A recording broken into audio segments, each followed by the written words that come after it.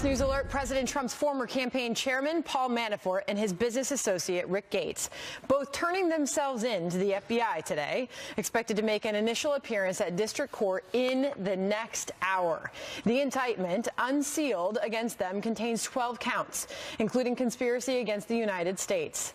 This is Outnumbered. I'm Sandra Smith. Here today, Harris Faulkner, the editor of townhall.com. Katie Pavlich is here, host of Kennedy on Fox Business. Kennedy, and today's hashtag One Lucky Guy, also from FBN, the co-host of After the Bell, and host of Forbes on Fox. David Asman is here, and he is outnumbered on what has turned out to be a busy start to the week. It sure is. Good to have you here, sir. Thank you for allowing me to be here. All right, let's dive right in. New details coming in on the first charges in special counsel Robert Mueller's investigation into possible ties between the Trump presidential campaign and Russia. Former Trump campaign chairman Paul Manafort and his business partner Rick Gates indicted by a federal grand jury on 12 counts, including conspiracy against the United States and conspiracy to launder money. Our own Judge Andrew Napolitano read the indictment. He told me earlier on America's Newsroom what he finds most troubling about the case against Manafort. The allegations continue to September of 2016, meaning during the time that Paul Manafort was the chair or chief executive officer, I'm not sure what the title was, of Donald Trump's campaign, he was still, according to the government, engaged in this massive money laundering fraud and was serving as an agent of a foreign government, the government of the Ukraine, without ever having informed the United States of America, as he's obliged to do under the law. Meantime, there is growing concern over who leaked the information that the indictment was coming. Fox has learned it likely came from either the Office of the Special Counsel, Deputy Attorney General Rod Rosenstein's office, or the court itself. Here's New Jersey Governor Chris Christie.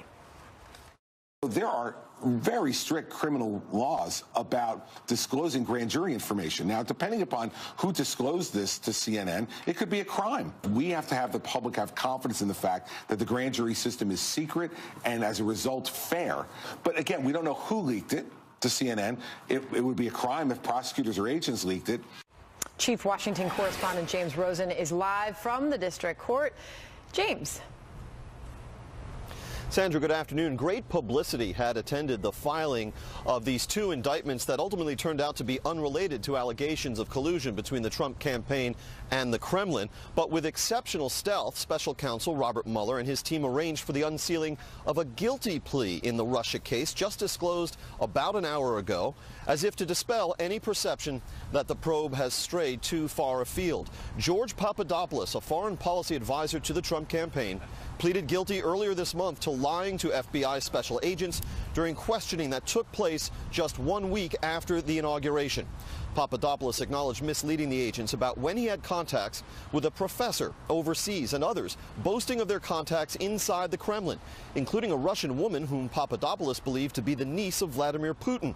Papadopoulos falsely told the agents that these contacts had occurred prior to his service with the campaign. The court documents state, quote, "The professor told defendant Papadopoulos, as defendant Papadopoulos later described to the FBI, that they, meaning the Russians, have dirt on her, meaning Hillary Clinton. The Russians had emails of Clinton. They have thousands of emails." Following that conversation, the court documents continue, defendant Papadopoulos continued to correspond with campaign officials and continued to communicate with the professor and the Russian Ministry of Foreign Affairs connection in an effort to arrange a meeting between the campaign and the Russian government, unquote. However, these court documents also make clear that the Trump campaign rebuffed this effort by the Russians working through Papadopoulos to set up a meeting with the candidate himself. An unnamed senior campaign official is quoted in these documents as having written, quote, "We need someone to communicate that DT, meaning Donald Trump, is not doing these trips," unquote. Now, the news follows the surrender to federal authorities this morning of Manafort, the former Trump campaign manager. He and his associate, Rick Gates, are due in this court about 90 minutes from now to enter pleas to a dozen counts of alleged financial crimes, including money laundering and tax evasion, stemming from Manafort's lobbying work for Ukrainian interests from 2006 to 2015. "Sorry," President Trump tweeted in response, "but this is years ago, before Paul Manafort was part of the Trump campaign. Why aren't crooked Hillary and the Dems the focus?" Followed by 5 question marks. And the president added, also, "There is no collusion." So it's the first guilty plea secured by the special counsel in an investigation that has gone on for more than a year and a half, and it suggests that perhaps there will be more to come. One thing we can glean from these documents is that Mr. Papadopoulos' sentencing is going to be conditioned on how much he cooperates with the special counsel moving forward. Sandra. Are we likely to get a look at Paul Manafort when he enters the court there in a little bit, James? Hard to say. Sometimes private entrances are arranged, but perhaps if the special counsel is feeling particularly aggrieved about the allegations against Mr. Manafort, he may require Mr. Manafort to perform what is colloquially known as a perp walk, surrounded by cameras, the moment recorded for posterity. All right, James, I'm going to open up for any questions from my colleagues. Hey, James, it's Harris. Good to see you. Hey. Political analyst Eric Erickson is writing today that people may jump to the conclusion because of the role that Paul Manafort played on the Trump campaign that there's some connection there. And you just showed us the tweet where the president is saying don't jump to that conclusion. But what Erickson is saying is that when you look at the actual wording of the indictment, the two are very separate. And it isn't just the timing that some of these things happened before Manafort worked on the campaign, but they're just very different. They don't implicate the White House as far as he can see. What are you hearing? Well, if you review the indictment of Mr. Manafort and Gates, it's very clear that the charges do not relate to any allegations of collusion between the Trump campaign and the Kremlin. Rather, they relate to Mr. Manafort's and Gates' work together on a lobbying campaign on behalf of Ukrainian interests, again, from 2006 to 2015. So it's just totally unrelated. What strikes me as especially savvy about the special counsel's work today is that in addition to unsealing those indictments, he also chose this moment when he could probably have done so at any point since October 5 or at any time going forward to unseal this guilty plea by Mr. Papadopoulos, as if to say to the public, without saying in so many words, look at what we're doing. It's not just far afield and looking at the tax returns of people who were connected to Mr. Trump later on in time from 10 years ago. We're also looking at the Russia collusion angle, and it's interesting that Mr. Papadopoulos probably didn't do anything wrong in all those emails and those contacts with people he believed to have dirt on Hillary Clinton, but he did, by his own admission, lie to FBI officers about when and the circumstances under which those contacts occurred. James, can I ask you a question? This is David Asman about previous special prosecutors and the way they leak information to parties that they think will be somewhat sympathetic to their cause. I was working for the Wall Street Journal when Ken Starr was investigating Whitewater and President Clinton. Of course, that led to an impeachment. They knew, the prosecutor's office knew that we were somewhat sympathetic to their cause because the Journal had been doing a lot of reports on Whitewater. We were privy to a lot of information. I won't say from whom it came, but it was published both on the news and the editorial side. The fact that CNN were the first people to get the information from the prosecutor's office, I think is very interesting. It kind of shows that they are sort of linked in a certain way, are they not, towards getting something on the Trump administration.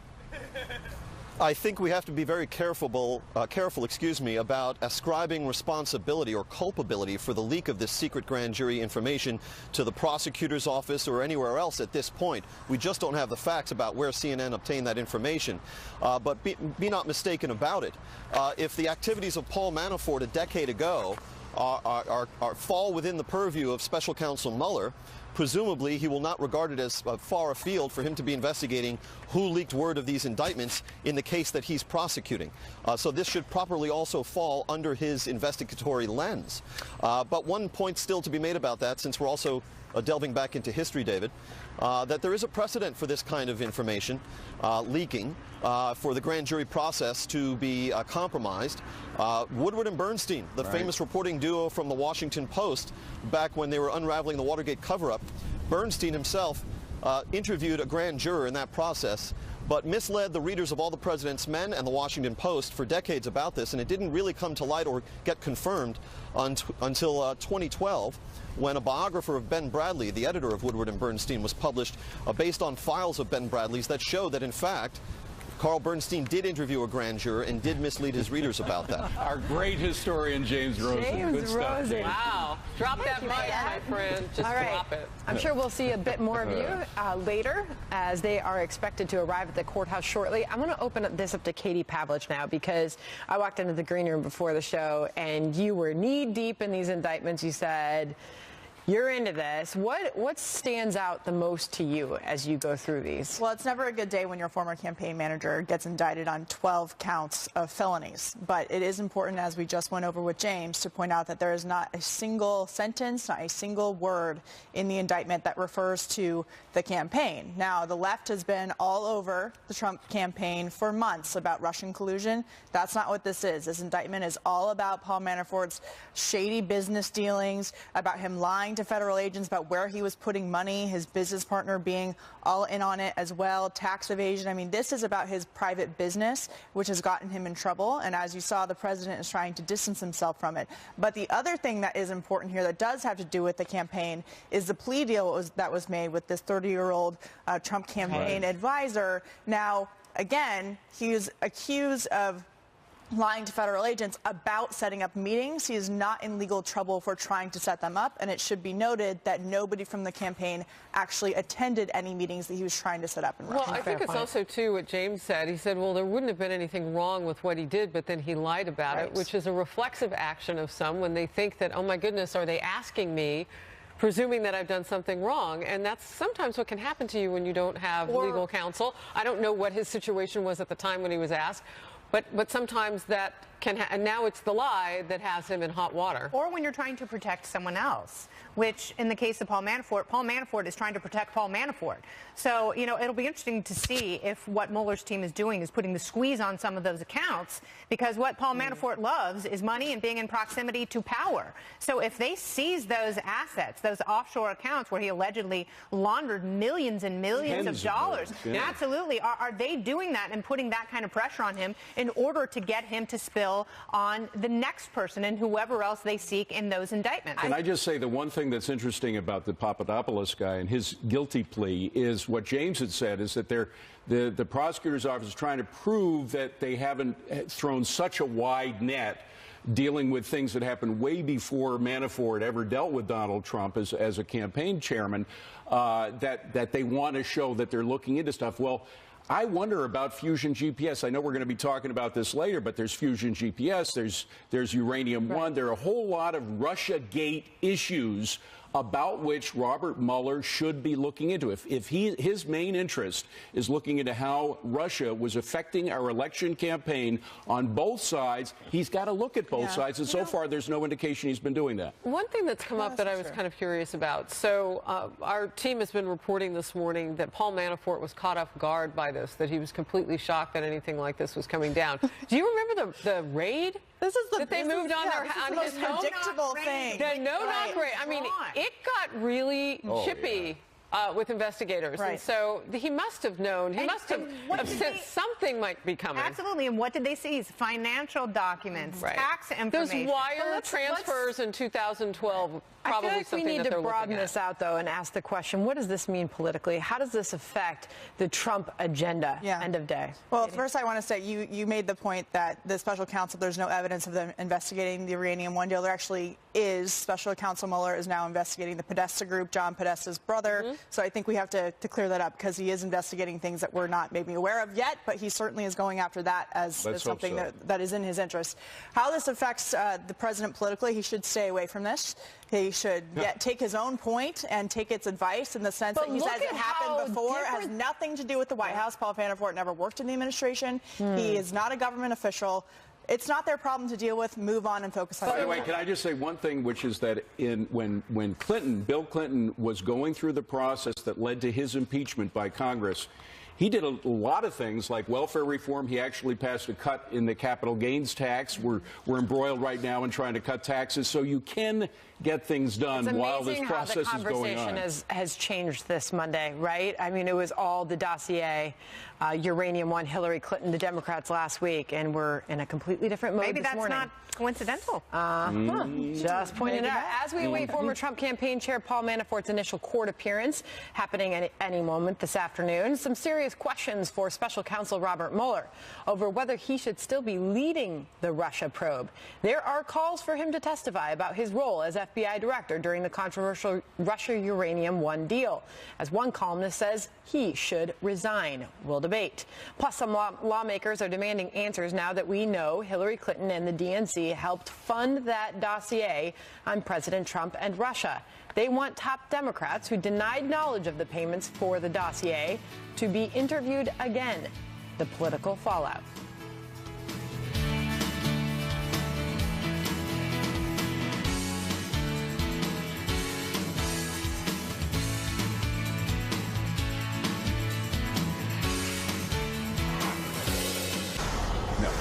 We are awaiting reaction from the White House through the press briefing. As that happens, we'll bring you it live.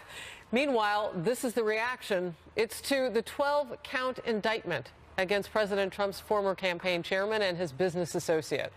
The president appeared to express frustration yesterday before the details came out. This is what he tweeted. "Never seen such Republican anger and unity as I have concerning the lack of investigation on Clinton-made fake dossier. Now 12 million? The uranium Russia deal, the 33,000 plus deleted emails, the Comey fix, and so much more. Instead, they look at phony Trump Russia, collusion, which doesn't exist. The Dems are using this terrible and bad for our country witch hunt for evil politics. But the R's, Republicans, are now fighting back like never before. There is so much guilt by Democrats, Clinton, and now the facts are pouring out. Do something! Exclamation point, end of quote. End of tweet. Ty Cobb, a member of Trump's legal team, says in a statement, the president's comments today are unrelated to the activities of the special counsel with whom he continues to cooperate. But former U.S. Attorney Preet Bharara, says Robert Mueller is going to be watching everything the president does, including what he tweets. I would look for a couple of things. One, whether or not Donald Trump has some reaction and talks in a way that could be used against him in the future, because Bob Mueller would do that. And the second thing I would look at is to see if the President of the United States is sending some kind of message to the potential defendant or other witnesses. So, Sandra, we were just talking about the fact that political analyst Larry Sabato says, what should the president do? Said, be quiet, do not tweet, don't even comment on this. He said that last hour on Fox News Channel. Yeah, and part of the reason, David, I mean, just to kind of keep a gate, if you will, on what's out there, but also legally speaking, it becomes material potentially in a case. Well, so and you again, just don't want to spit that out. Think of what happened to Bill Clinton. Some of the statements that he made about that woman, Monica Lewinsky, which actually led to his impeachment, led to him being interviewed in a format which led to his impeachment specifically because he was found to be lying under oath. Yeah. And so anything the president says now can be used by the special prosecutor to bring him in for questioning, under oath he'd be forced to say things that may or may not be completely true. Well, and isn't the point here, too, Katie, that this is so far afield from where it started that we know that that is within his right to do as special counsel, but a propensity for this particular prosecutor? Well, the president can actually use the special counsel to his advantage in the sense that he can say, a special counsel has been appointed.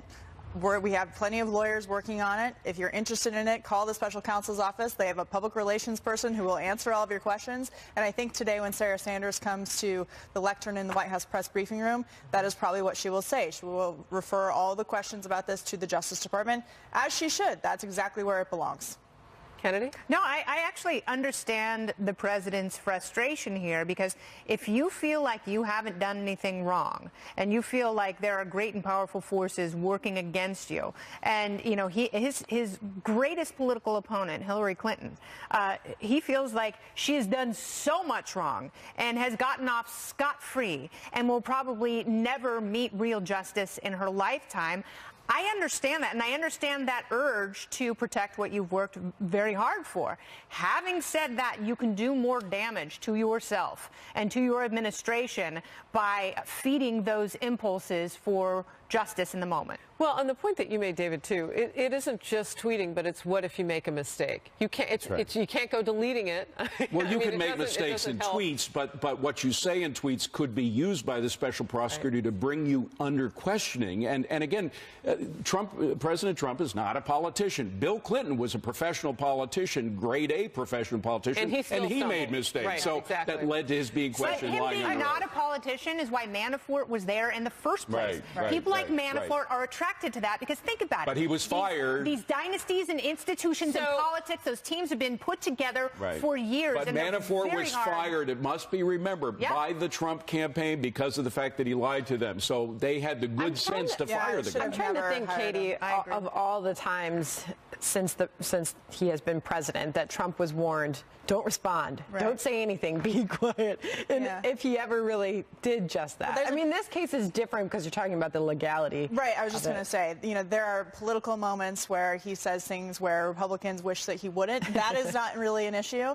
But when it comes to the legality of what the special counsel is investigating, he does have the potential to get himself in trouble because he doesn't know the scope of the special investigation. But don't there you are think, many avenues he could stumble into on accident by simply talking about things he is unaware of. And even the investigation it's a distraction to his agenda. Tax reform should be know its own scope at this point because the special counsel can go in any direction that he feels he needs to go in. I want to talk money for just a second, particularly with you. So Larry Sabato, I want to bring him up again, political analyst who was on Fox News about an hour ago, said something I thought was very astute. He said, nothing happens in a vacuum. There's always a constellation out there. He said that the president needs to concentrate on the other things that are in the universe, like the great economy right now, like that 3% in GDP that we just saw on Friday, which was the greatest point of growth consecutive 2 quarters since 2014. And he said he was going to do it, and he did it. I mean, he fulfilled a campaign So promise. he should send, according to Sabato, every tweet should be about how great the economy is. Well, right I'm now. just wondering whether Ty Cobb, his attorney, what Ty Cobb said to the president after he saw the tweets yesterday. I'm sure that he said, Mr. President, I understand the frustrations that Kennedy was just talking about, but please don't do this. Please come to me first. And who has had that power before? General Kelly, everybody thought was going to have some power. Everybody close to him has had the opportunity. The opportunity, but not the power to stop them. Now is the time when he's got to take legal advice very seriously because he does have all kinds of things in the agenda to get through. By the way, as I mentioned before, Clinton got a lot of things done while he was under investigation. This president can get a lot of things done if he concentrates.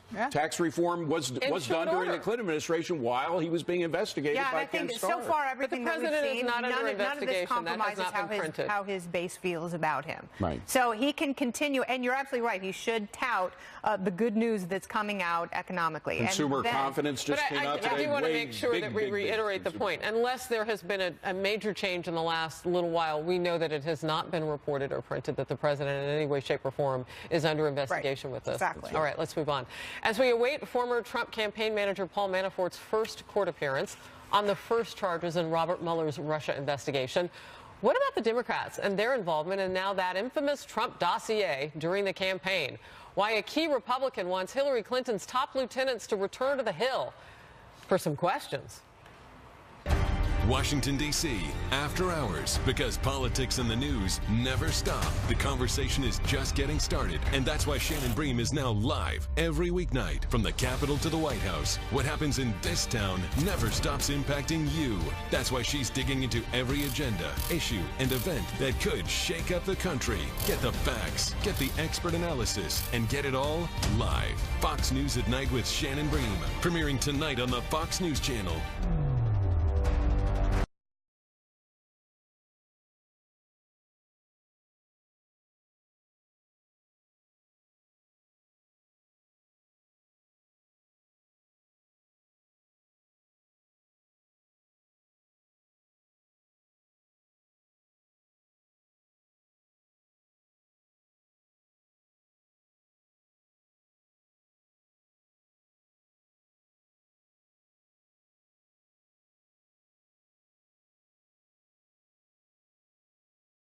Is indisputable. Former Clinton campaign chair John Podesta and former DNC chief Debbie Wasserman Schultz have separately denied knowing of the dossier's findings.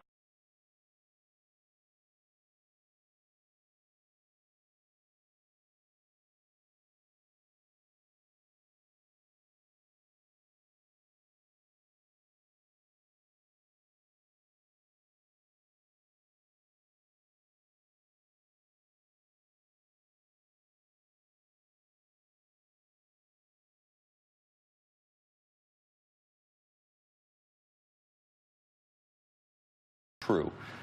And my colleagues don't seem particularly interested in that question, but that is really the most important question for the American people. So if it's true, the means in payment are Right. means.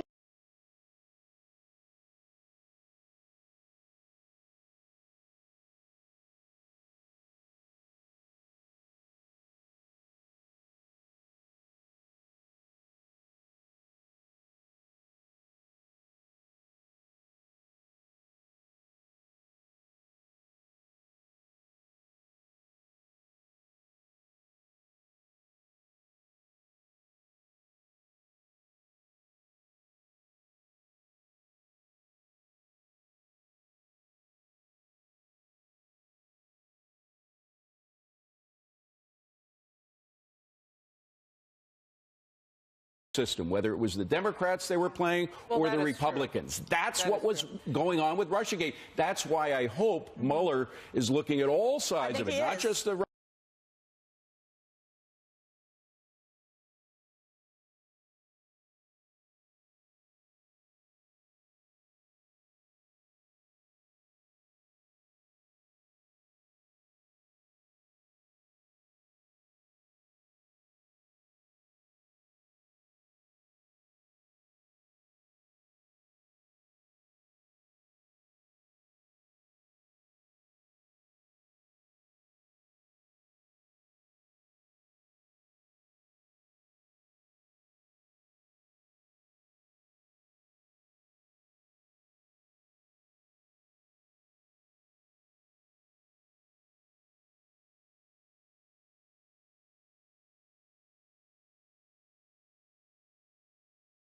Justice, I'm paraphrasing you now. You weren't nearly so thirsty, but if they are, then they'll get to all of it. But there are very, very serious questions here about this dossier.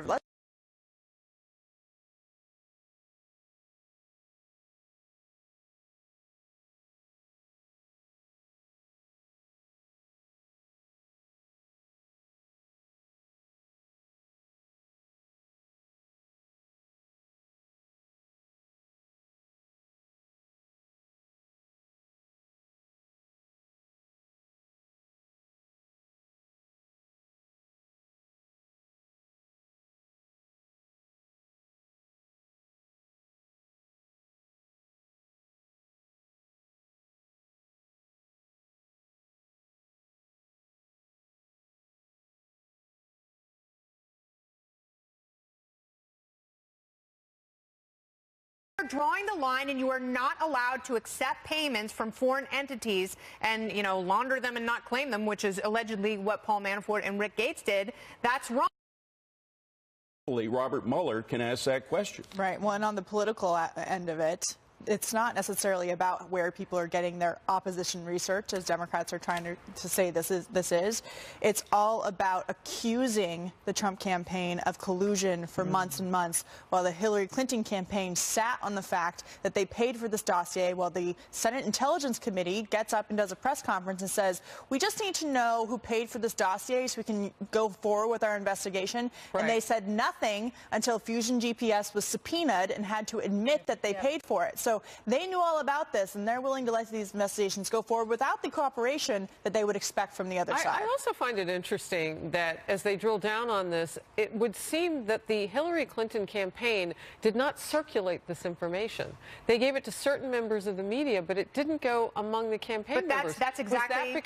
Was that because they already had found some things that they suspected, because they were so salacious that they might have been made up, or that they just weren't useful because Well, it's also because they have their contacts in the press. I think, frankly, it's the way that this indictment was sent out, too. Well, I mean, what we see in politics now is that you win by any means necessary. And Brian Fallon betrayed that philosophy when he said, I don't care if she knew. I would have gone over to Russia and helped him with to Europe, yes, and helped them myself. That was amazing. Exactly. It's like, okay, so basically you're laying your feelings and methods bare. It's okay now, as long as they're doing it. As long as your guy gets elected, it's fine. Right. Ethics be damned.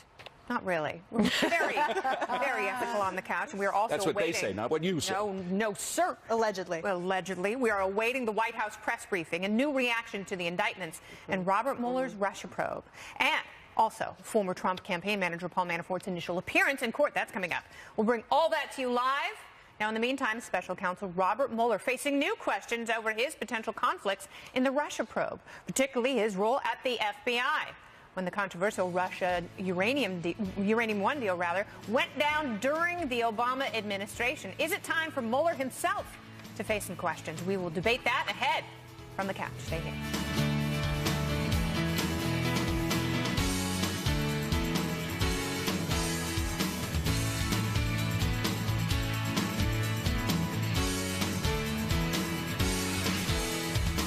A busy Monday with some breaking news. We're awaiting the White House press briefing on this big news day as we learn of the grand jury and special counsel Robert Mueller's Russia investigation indicting former Trump campaign manager Paul Manafort and his business associate Rick Gates. This comes as Mueller faces growing questions over his credibility leading the probe and potential conflicts of interest. Lawmakers, including New York Congressman Peter King, say Mueller should testify about his role as FBI director during the controversial Russia uranium deal approved under the Obama administration. Here it is. Watch. I think there are issues here which he's going to have to address, because it is going to involve the investigation of what the FBI was doing and not doing at a critical time during our relationship with Russia when he was head of the FBI. I think that he has to be very, very careful about making sure that the public believes that he has no conflicts and that his integrity is unquestioned. So I think it's incumbent upon him to hold himself to the highest possible standards so that people in this country can have absolute confidence in whatever conclusions he comes to in this investigation. David? Well, let's be clear about what happened. Uranium One was sold to Rosatom. I don't know how you pronounce these Russian names, but Rosatom is the government-related nuclear energy facility in Russia. I like yours better. I call it Rosatom. Rosatom, okay. I know Rosatom basically is a corrupt enterprise. At least pieces of it were corrupt, including primarily the piece that involved its relations with United States uranium concerns. The head of that enterprise was Vadim Mikarin.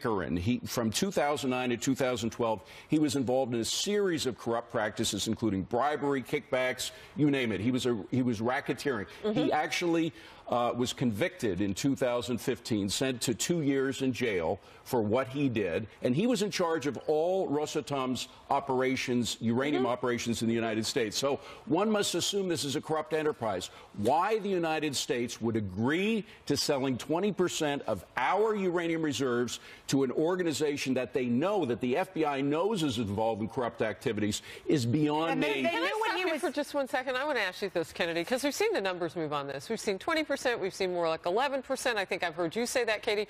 What really matters when it comes to the percentage? Well, I think what matters is not necessarily the percentage, because, you know, there are some who point out that the United States really doesn't produce that much uranium.